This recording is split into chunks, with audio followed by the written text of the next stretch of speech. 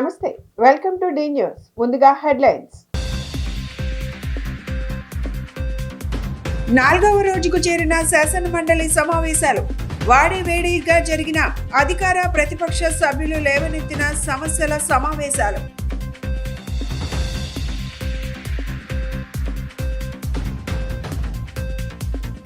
క్రీడల పట్ల విద్యార్థులకు మక్కువ చూపే విధంగా తల్లిదండ్రులు ఆసక్తి కనపరచాలని తెలిపిన రాష్ట్ర క్రీడల శాఖ మంత్రి రాంప్రసాద్ రెడ్డి.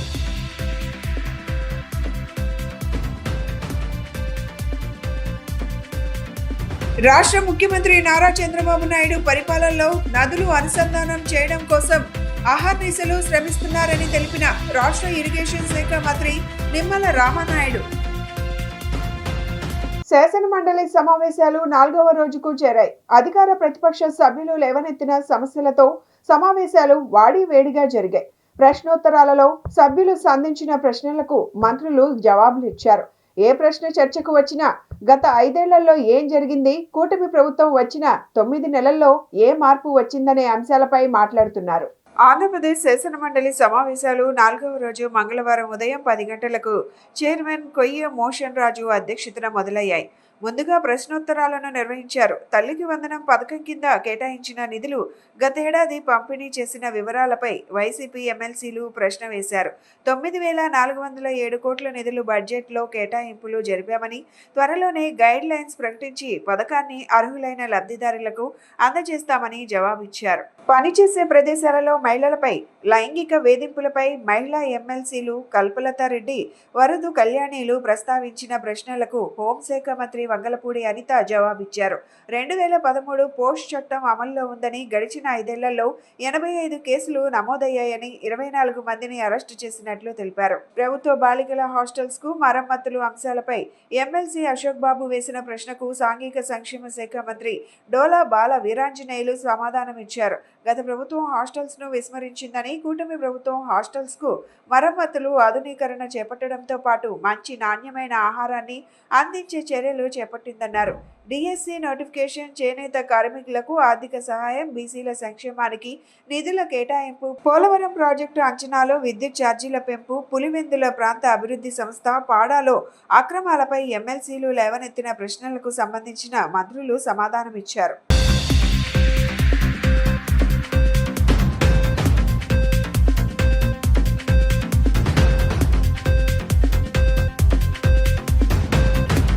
క్రీడల పట్ల విద్యార్థులకు మక్కువ చూపే విధంగా తల్లిదండ్రులు ఆసక్తి కనపరచాలని రాష్ట్ర క్రీడల శాఖ మంత్రి రాంప్రసాద్ రెడ్డి చెప్పారు. కూటమి ప్రభుత్వం అధికారంలోకి రావడానికి ప్రధాన కారణం రాష్ట్ర ప్రభుత్వ ఉద్యోగులేనని స్పష్టం చేశారు. రాష్ట్ర ప్రభుత్వం ఉద్యోగులకు తమ ప్రభుత్వం అండగా ఉంటుందని భరోసా ఇచ్చారు.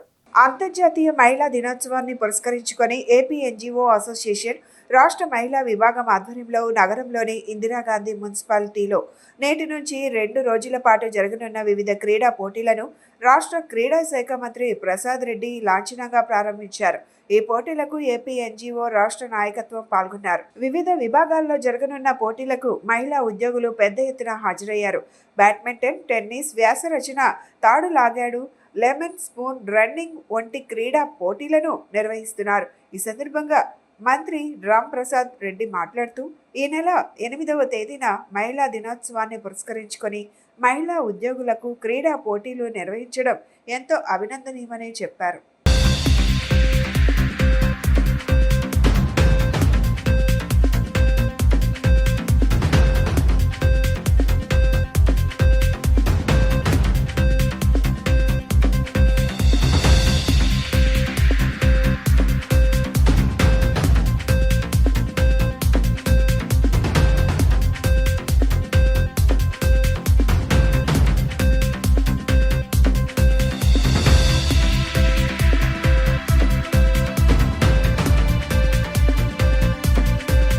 ఏపీ ఎన్జిఓస్ తరపున ఇందిరాగాంధీ స్టేడియంలో మహిళామూర్తులందరికీ ఇక్కడ స్పోర్ట్స్లో ఎవరెవరికి ఇంట్రెస్ట్ ఉంటుందో వాళ్ళందరికీ గేమ్స్ కార్యక్రమం ఏర్పాటు చేయడం జరిగింది.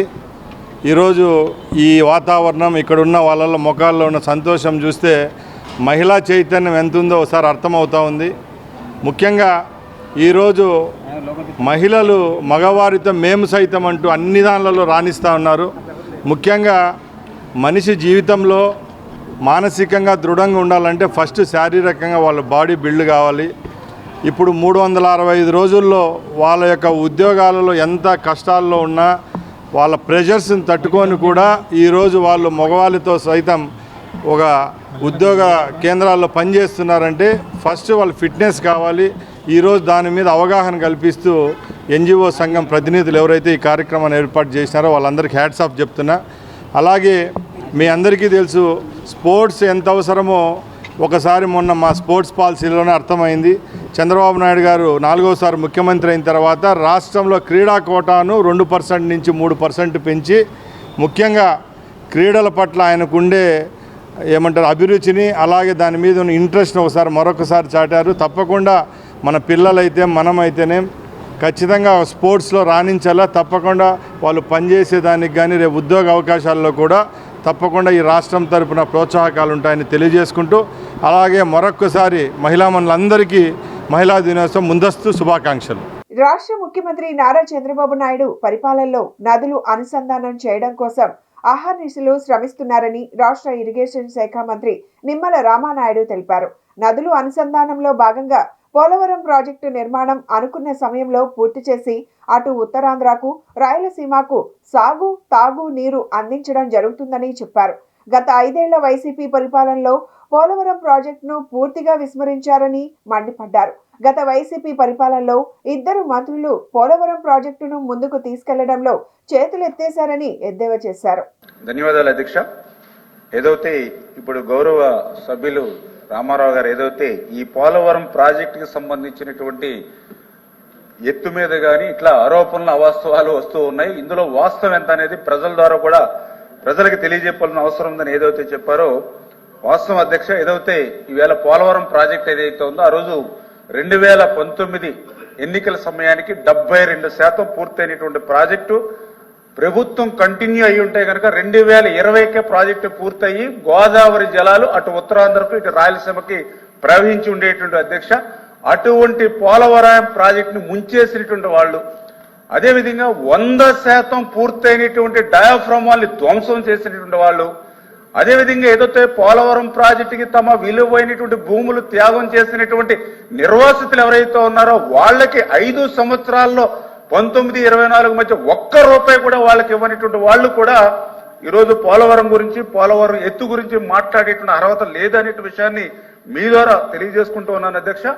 అందులో పర్టికులర్ గా ఏదైతే పోలవరం ఎత్తు ఏదైతే ఉందో మరి మనకి ఏదో నోరుంది కదా అని వచ్చినటువంటి అబద్ధాలని పదే చెప్పడం, ఏదైతే మనకి అవినీతి పత్రిక ఉంది కదా అని రోజు వ్యాసాలు రాసుకోవడం కాదు అధ్యక్ష. నేను ఈ సభ ద్వారా కూడా ప్రజలకు తెలియజెప్తూ ఉన్నా.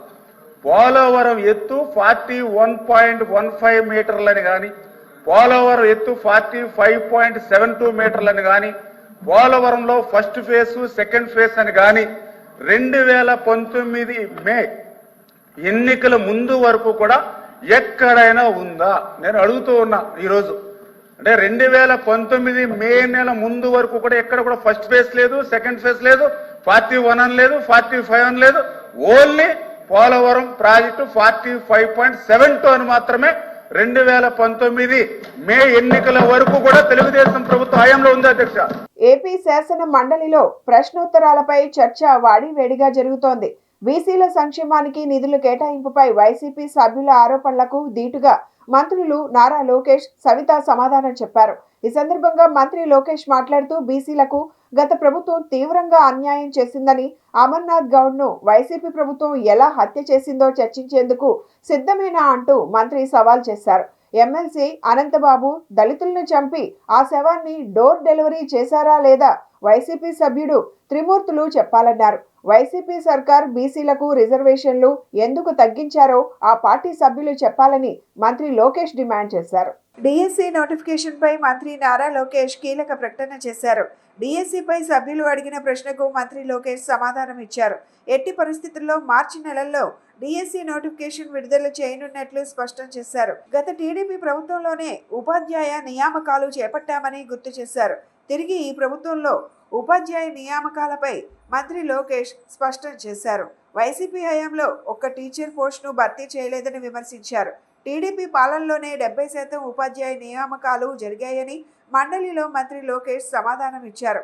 కూటమి ప్రభుత్వం వచ్చాక 8 నెలల్లోనే 1977 కోట్లు స్వయం ఉపాధి పథకాలపై అమలు చేశామన్నారు. 200 కోట్లతో 1,02,000 మందికి ఉచితంగా టైలరింగ్ శిక్షణ ఇస్తూ కుట్టు మిషన్లు పంపిణీ చేస్తున్నామన్నారు. బీసీల కోసం కార్పొరేషన్ల కింద సబ్సిడీపై రుణాలు అందిస్తామని, ఆదరణ పథకానికి 1000 కోట్ల నిధులు కేటాయిస్తున్నామన్నారు. 26 జిల్లాల్లో బీసీ భవన్లు కట్టబోతున్నామని, బీసీ హాస్టళ్లు, గురుకులాల మరమ్మతులు చేయిస్తున్నామని మంత్రి సవిత వెల్లడించారు. అధ్యక్ష, మొదటి ప్రశ్నకి సమాధానం అవునండి. రెండో మూడో ప్రశ్నకి సమాధానం మెగా డిఎస్సి నోటిఫికేషన్ త్వరలో జారీ చేస్తా అధ్యక్ష.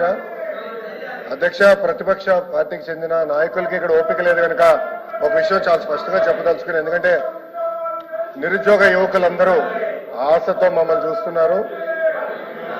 వాళ్ళందరికీ నేను సమాధానం చెప్పాల్సిన అవసరం ఉంది అధ్యక్ష.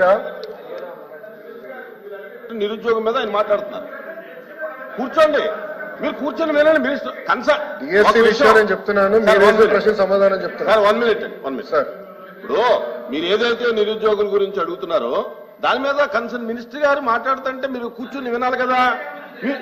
వినాలి కదా అన్నాను. ఇప్పుడు మీకు ఏం కావాలి? కాదండి, అదే విషయం చెప్తున్నారు.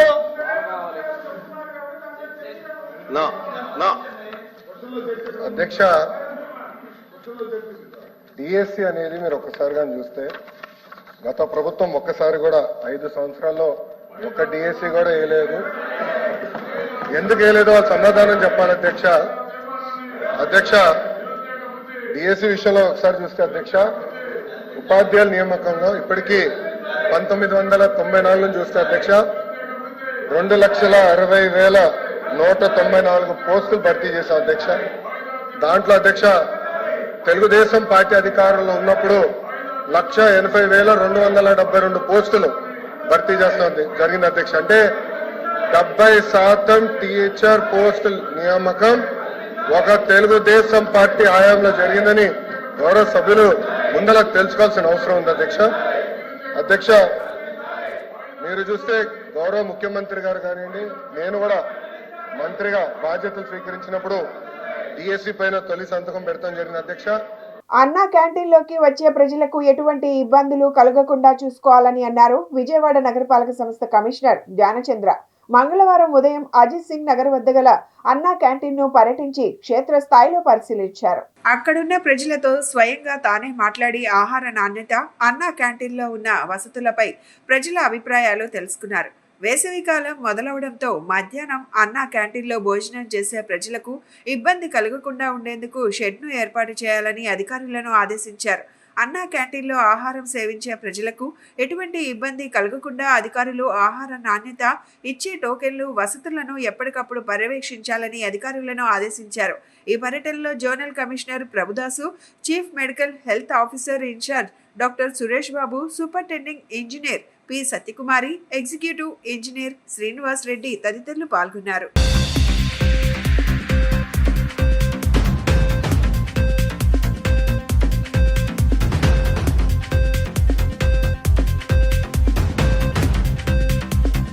ఏపీ శాసన మండలిలో దిశ చట్టం, దిశ యాప్పై అధికార ప్రతిపక్ష నేతల మధ్య మాటల యుద్ధం జరిగింది. ఈ సందర్భంగా హోంమంత్రి వంగలపూడి అనిత మాట్లాడుతూ, గత వైసీపీ 5 సంవత్సరాలలో దిశ యాప్ను మగవారితో కూడా బలవంతంగా ఫోన్లో ఎక్కించారని, దిశ చట్టం అంటూ చట్టబద్ధత లేని ఓ చట్టాన్ని తెచ్చారని తీవ్ర స్థాయిలో విమర్శించారు. దిశ యాప్ ద్వారా ఎంతమందికి రక్షణ కలిగిందో విపక్ష సభ్యులు చెప్పాలని హోంమంత్రి డిమాండ్ చేశారు. అసలు దిశ చట్టానికి చట్టబద్ధత ఉందా లేదా అనేది విపక్ష సభ్యులు చెప్పాలన్నారు. అలాగే రాష్ట్రంలో గంజాయి, డ్రగ్స్ ను అరికట్టడానికి ప్రభుత్వం ఎలాంటి చర్యలు తీసుకుంది హోంమంత్రి వంగలపూడి అనిత వివరించారు. కూటమి ప్రభుత్వం అధికారంలోకి వచ్చిన వెంటనే గంజాయి, డ్రగ్స్ నిరోధించడానికి, నిందితులపై ఉక్కు పాదం మోపడానికి సీఎం చంద్రబాబు దానికి సంబంధించిన అధికారులతో సమావేశమయ్యారని, ప్రత్యేకంగా ఒక ఈగిల్ వింగ్ ను ఏర్పాటు చేయడం జరిగిందన్నారు. దీనికి బడ్జెట్లో కూడా నిధులు కేటాయించడం జరిగిందని హోంమంత్రి తెలిపారు. డీఐజీ లెవెల్ అధికారి ఆధ్వర్యంలో టీంను ఏర్పాటు చేయడం జరిగిందని హోంమంత్రి అనిత తెలిపారు. దిశ యాప్ ద్వారా ఎన్ని కేసులు నమోదయ్యాయో ఒకసారి లెక్కలు చూసుకోవాలన్నారు. రాష్ట్ర వ్యాప్తంగా దిశ పోలీస్ స్టేషన్లను వైసీపీ ప్రభుత్వం ఏర్పాటు చేసిందన్నారు. దిశ చట్టాన్ని అసెంబ్లీలో ఆమోదించి కేంద్రానికి పంపామన్నారు. వరద కళ్యాణి వ్యాఖ్యలకు సమాధానంగా దిశ యాప్ స్థానంలో శక్తి యాప్ తీసుకొస్తామని హోంమంత్రి అనిత సభకు తెలిపారు. మహిళా దినోత్సవం రోజున ముఖ్యమంత్రి నారా చంద్రబాబు నాయుడు చేతుల మీదుగా ఈ యాప్ను ప్రారంభిస్తున్నట్లు హోంమంత్రి తెలియజేశారు. అధ్యక్ష, గౌరవ సభ్యులు గల్లా మాధవి గారు, రెడ్డప్ప మాధవి గారు, శ్రావణ్ గారు అందరూ కూడా చాలా ఇప్పుడు ఈ గాంజాని ఎలా నిరోధించాలి, గాంజా మీద ఉక్కు పదం ఎలా మోపాలి అనే దాని మీద చాలా సీరియస్గా డిస్కషన్ కూడా జరిగింది అధ్యక్ష. దీని మీద మన గవర్నమెంట్లోకి వచ్చిన వెంటనే ఎన్డీఏ కూటమి గవర్నమెంట్ ఏర్పడిన వెంటనే ఫస్ట్ ఆఫ్ ఆల్ గౌరవ ముఖ్యమంత్రి గారు డిపార్ట్మెంట్ వాళ్ళందరితో కూడా కూర్చొని ఈ గాంజా ఎక్కువగా ఉండటం వల్ల లాస్ట్ గవర్నమెంట్లో ఈ గాంజా డ్రగ్స్ వినియోగం కానీ రవాణా కానీ విపరీతంగా అయిపోవటం, ఎక్కడైనా గాంజా దొరికినా డ్రగ్స్ దొరికినా దానికి సెంటర్ పాయింట్ ఆంధ్రప్రదేశ్ అవ్వడం లాస్ట్ గవర్నమెంట్లో మనం చూసాం. దీని నేపథ్యంలో ఫస్ట్ ఆఫ్ ఆల్ ఈ క్రైమ్ రేట్ని తగ్గించాలి అంటే ఈ గాంజాని అరికట్టాలి, అదేవిధంగా డ్రగ్స్ని అరికట్టాలి అనే ఏకైక ఉద్దేశంతో గౌరవ చంద్రబాబు నాయుడు గారు సీఎం గారు ఒక ఏర్పాటు చేసుకుని ఈగల్ అని ఒక సపరేట్గా ఒక వింగ్ని కూడా ఏర్పాటు చేయడం జరిగింది అధ్యక్ష. దానికి ఆంధ్రప్రదేశ్ ప్రభుత్వం కూడా జీవోఎంఎస్ నెంబర్ 145 మొన్నకు ఇచ్చారు అధ్యక్ష. మొన్న బడ్జెట్లో కూడా ఈగల్కి సపరేట్గా ఒక బడ్జెట్ని కూడా కేటాయించారు అధ్యక్ష.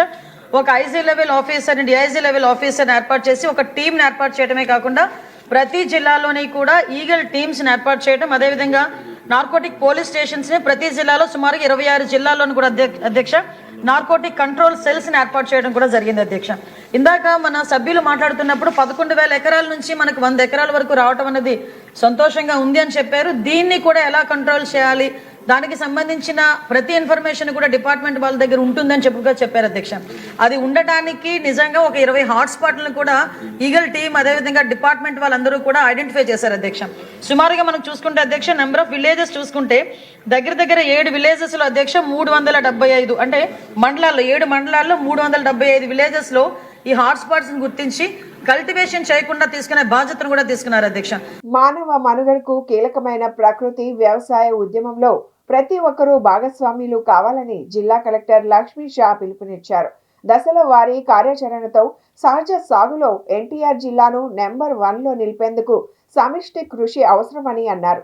మంగళవారం విజయవాడలోని లయోలా కళాశాల ఎదురుగా ఉన్న రైతు సాధికార సంస్థ ప్రకృతి వ్యవసాయ విభాగం జిల్లా ప్రాజెక్ట్ కార్యాలయంలో రీసోర్స్ పర్సన్లు, యూనిట్ ఇన్ఛార్జ్లు, మోడల్ మేకర్ ట్రైనర్లు తదితరులకు ప్రకృతి వ్యవసాయం ఖరీఫ్ కార్యాచరణ ప్రణాళికపై వర్క్ షాప్ జరిగింది.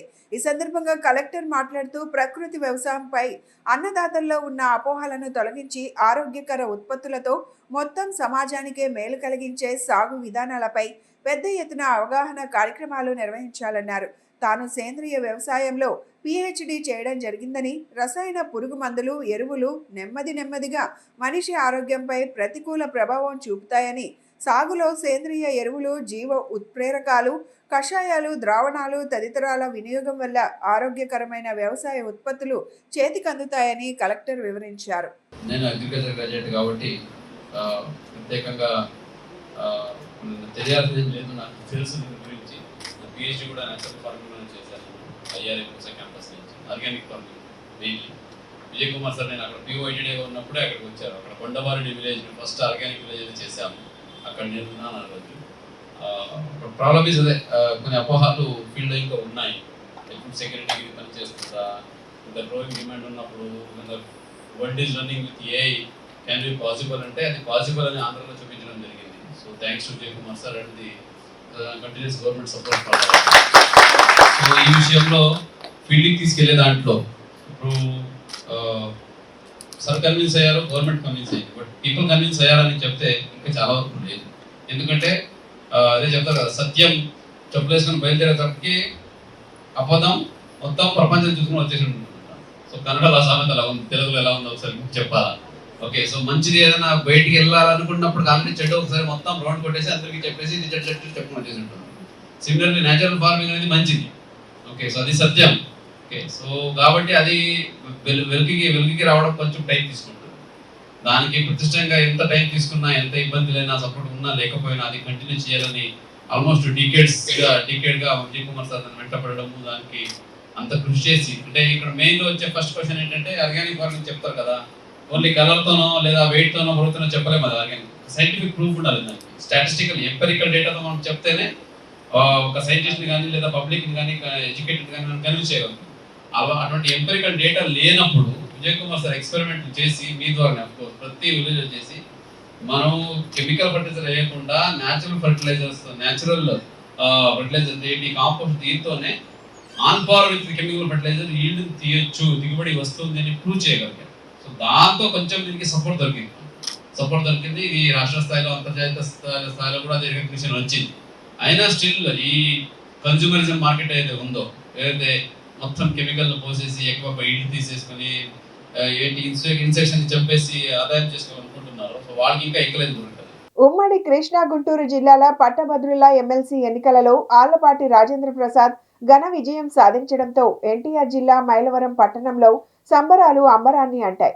మైలవరం శాసనసభ్యులు వసంత వెంకట కృష్ణప్రసాద్ ఆదేశాల మేరకు మైలవరం పట్టణంలోని స్థానిక 4 రోడ్ల కూడలిలో గల ఎన్టీఆర్ విగ్రహం వద్ద పట్టభద్రుల ఎమ్మెల్సీ ఎన్నికలలో ఆళ్లపాటి రాజేంద్ర ప్రసాద్ గెలిచిన సందర్భంగా కూటమి నాయకులు మైలవరం పట్టణ తెలుగుదేశం పార్టీ మరియు కూటమి పార్టీల ఆధ్వర్యంలో బాణాసంచా కాల్చి స్వీట్లు పంపిణీ చేశారు. ఈ కార్యక్రమంలో మైలవరం పట్టణ తెలుగుదేశం పార్టీ నాయకులు, కార్యకర్తలు తదితరులు కూటమి సభ్యులు పాల్గొన్నారు.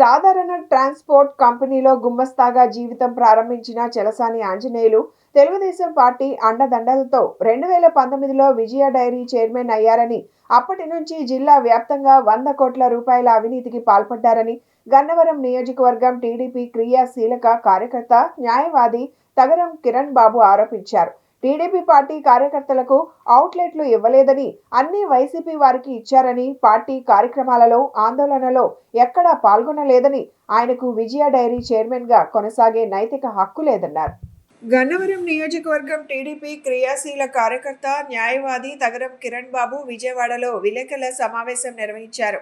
ఈ సమావేశంలో ఆయన మాట్లాడుతూ, తాను టీడీపీ నాయకుడిని, కార్యకర్తను అని చెప్పుకునే చలసాని ఆంజనేయులు ఇప్పటి వరకు 100 విజయ డైరీ అవుట్లెట్లలో 94 అవుట్లెట్లు వైసీపీ నాయకులు, కార్యకర్తలకు ఇచ్చారన్నారు. టీడీపీ ఆఫీస్పై దాడి చేసిన కేసులో నిందితుడిగా ఉన్న రామాంజనేయులు అనే వ్యక్తికి పశ్చిమ గోదావరి జిల్లా కాంట్రాక్ట్ మొత్తం కట్టబెట్టారని చెప్పారు. వల్లభనేని వంశీ అనుచరుడైన శేషుకు నిడమానూరు వద్ద అవుట్లెట్లు కేటాయించారని అన్నారు. జగ్గయ్యపేటలో ఒకప్పటి వైసీపీ నేత అల్లుడికి పాల చిల్లింగ్ కేంద్రాన్ని ఎంతకు కేటాయించారో చెప్పాలన్నారు. వీరవల్లిలో కట్టిన ప్లాంట్లో స్థలం కొనుగోలు నుంచి నిర్మాణం వరకు అనేక అక్రమాలకు పాల్పడిన ఘనాపాటి అని ఆరోపించారు. 100 కోట్ల రూపాయల వరకు అవినీతికి పాల్పడ్డారని అన్నారు. టీడీపీ పార్టీ కార్యకర్తలకు అవుట్లెట్లు ఇవ్వలేదు, పార్టీ కార్యక్రమాలలో పాల్గొనలేదని, ఆయనకు విజయ డైరీ చైర్మన్ గా కొనసాగే నైతిక హక్కు లేదన్నారు. కిరణ్ బాబు, నేను గన్నవరం నియోజకవర్గంలో గత 15 సంవత్సరాలుగా క్రియాశీల రాజకీయాల్లో ఉంటాను. అయితే ఇప్పుడు ఈ యొక్క మీడియా సమావేశం ఏర్పాటు చేసిన విషయం ఏమిటంటే, సాధారణ ట్రాన్స్పోర్ట్ కంపెనీలో గుమ్మస్తాగా జీవితం ప్రారంభించిన చలసాని ఆంజనేయులు గారు మరి తెలుగుదేశం పార్టీ అండదండలతో 2019లో విజయ డైరీ చైర్మన్గా అయినప్పటి నుంచి 1 సంవత్సరం పాటు పాల రైతుల అభివృద్ధికి తోడ్పడుతూనే ఉన్నారు.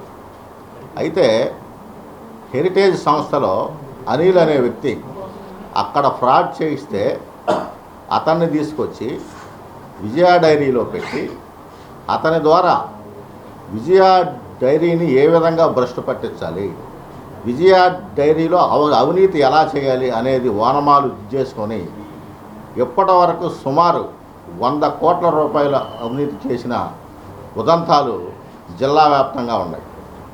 ఎందుకంటే ఆంజనేయులు గారు మాట్లాడితే నేను తెలుగుదేశం పార్టీ నేతని, నాయకుడిని, కార్మికుడిని, కార్యకర్తని, అది ఇది అని చెప్తూ ఉంటారు. ఇన్నాళ్ళుగా 100 అవుట్లెట్లు ఇస్తే, విజయ డైరీ అవుట్లెట్లు 100 అవుట్లెట్లు ఇస్తే 94 అవుట్లెట్లు కేవలం వైఎస్ఆర్సీపీ నాయకులకి, కార్యకర్తలకి ఇచ్చిన ఉదంతాలు ఉన్నాయి. మరి మనం రీసెంట్గా చూస్తూ ఉన్నాం సత్యవర్ధన్ కేసు, అంతకుముందు తెలుగుదేశం పార్టీ ఆఫీసు తగలబెట్టిన కేసు. ఇందులో ముద్దాయిగా ఉన్న బొమ్మలూరు గ్రామానికి చెందిన రామాంజనేయులు అనే వ్యక్తికి వెస్ట్ గోదావరి జిల్లా విజయ డైరీ కాంట్రాక్ట్ మొత్తం కట్టబెట్టిన స్థితి ఉంది.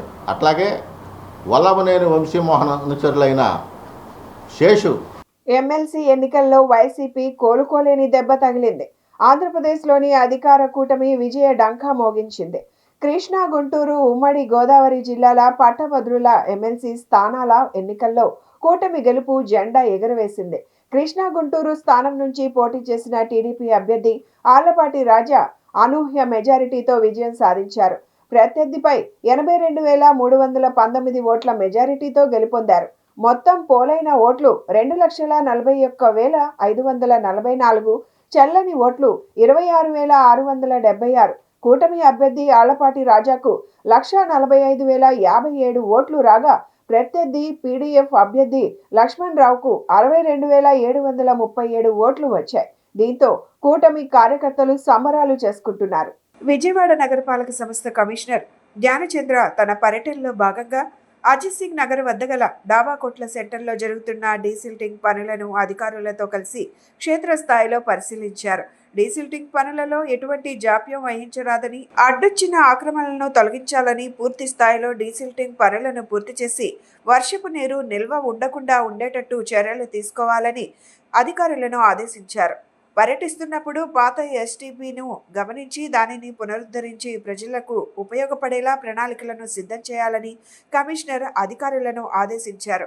ఈ పర్యటనలో chief medical health officer incharge doctor Suresh Babu, superintending engineer P Satyakumari, executive engineer Srinivas Reddy, assistant medical health officer doctor Babu Srinivas, vehicle depot incharge executive engineer ఏస్పాదం తదితరులు పాల్గొన్నారు.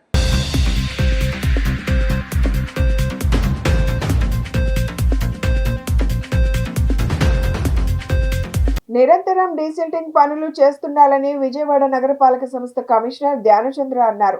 డీసిల్టింగ్ పనులలో ఎటువంటి జాప్యం వహించరాదని, అడ్డొచ్చిన ఆక్రమణలను తొలగించాలని చెప్పారు. వర్షపు నీరు నిల్వ ఉండకుండా ఉండేటట్టు చర్యలు తీసుకోవాలని అధికారులను ఆదేశించారు.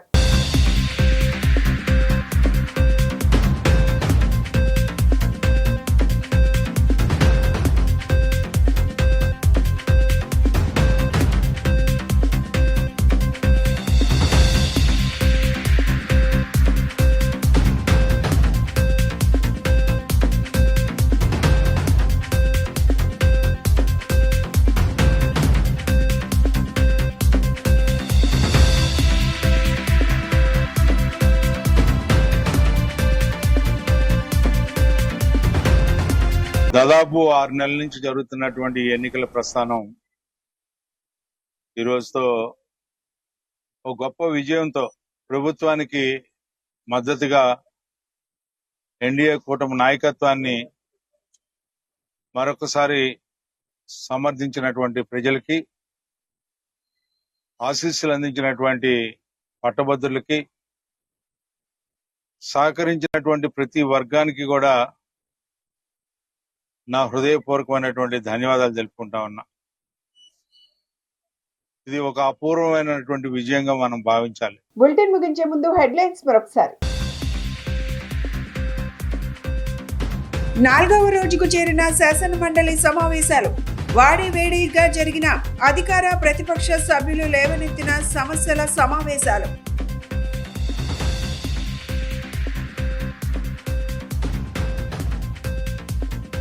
క్రీడల పట్ల విద్యార్థులకు మక్కువ చూపే విధంగా తల్లిదండ్రులు ఆసక్తి కనపరచాలని తెలిపిన రాష్ట్ర క్రీడల శాఖ మంత్రి రాంప్రసాద్ రెడ్డి.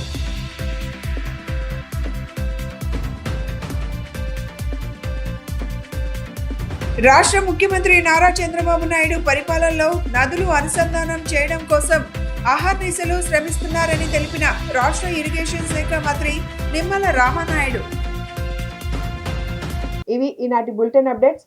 మరొక బులెటిన్లో మళ్ళీ కలుసుకుందాం. నమస్కారం.